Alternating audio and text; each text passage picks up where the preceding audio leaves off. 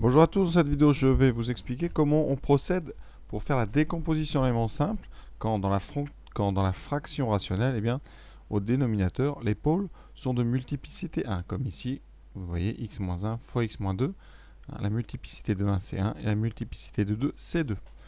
Donc comment fait-on? Alors première étape, c'est toujours d'abord de vérifier que le degré du numérateur est plus petit que celui du dénominateur. Donc ici, ce n'est pas le cas. On va donc d'abord procéder à une division euclidienne. Alors, je développe le numérateur, ça me donne x2 moins 3x plus 2, et ensuite je commence. Dans x3, combien de fois x2? Donc x fois x2, x3, moins 3x2, plus 2x ensuite. On fait la soustraction, on obtient x3 moins x3, 0, 0 moins 3x2, ici c'était une soustraction, donc vous aurez 3x2 moins 2x. Si on continue, dans 3x2, combien de fois x2? 3 fois x2, donc 3x2 moins 9x plus 6. On fait le produit de 3 par ce polynôme ici, par le diviseur. On fait la soustraction. Les x2 disparaissent, moins 2 plus 9, donc il nous reste 7x. Et ensuite, moins 6. Donc première étape, on peut transformer notre fonction f de x en tout simplement, donc ici le quotient, x plus 3 plus 7x moins 6 divisé par x moins 1 fois x moins 2. Et voilà. Et là, on peut attaquer la décomposition élément simple de cette fraction ici, c'est-à-dire du reste divisé par notre premier dénominateur.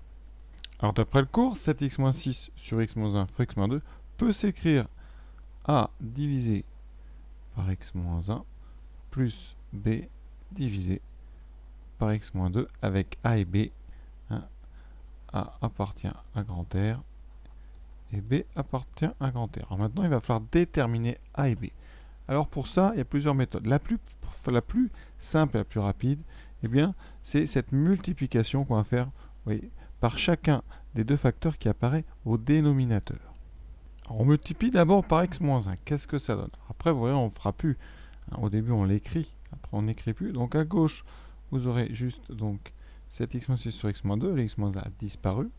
Ensuite, ici, vous aurez A. Et le deuxième, vous aurez B que multiplie x-1 fois x-2. Ça, c'est la première étape. Et maintenant, on pose là-dedans, où on fait tendre, en fait. Donc, ça revient tout simplement à remplacer x par 1. Donc, ici, qu'est-ce qu'on aura à gauche? Eh bien, en remplaçant x par 1, on aura, je vais aller doucement, 7 moins 6 sur 1 moins 2. C'est-à-dire, donc, 1 sur moins 1. Donc, moins 1. Et à droite, on aura grand A plus ici, vous voyez, 0. C'est tout l'intérêt. Donc ça vous donne directement grand A.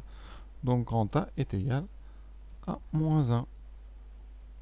Et on va faire pareil ensuite en multipliant par le deuxième facteur du dénominateur, c'est-à-dire par x moins 2. Ensuite, on multiplie par x moins 2, c'est exactement la même chose, la même égalité. À gauche, 7x moins 6 sur x moins 1, x moins 2 a disparu.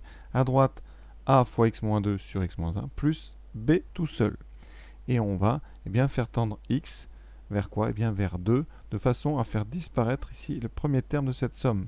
Donc c'est comme si on remplaçait x par 2, ça nous donne donc à gauche 14x moins 6 sur 2 moins 1 va être égal à 0 ici, puisque ici quand x tend vers 2, eh bien cette partie-là tend vers 0. C'est comme si vous remplaciez x par 2. Et il reste b. Donc b vaut combien? 14 moins 6, 8 sur 2 moins 1 sur 1. Il nous reste donc 8. Donc la valeur de grand B, c'est 8. Et on peut comme ça faire la conclusion sur la forme définitive de grand F de x. Donc notre 7x moins 6 sur x moins 1 fois x moins 2, c'est donc, comme grand A égale moins 1 sur x moins 1, plus b égale 8, donc 8 sur x moins 2. Conséquence, eh bien notre fonction grand F de x équivalait x3 sur x moins 1 fois x moins 2, eh bien elle s'écrit x plus 3, ça c'est la partie entière, moins 1 sur x moins 1, plus 8 sur x moins 2. Et grâce à ça, eh bien vous voyez, après on peut intégrer, c'est-à-dire calculer des primitives, faire des dérivées très rapides, et voilà.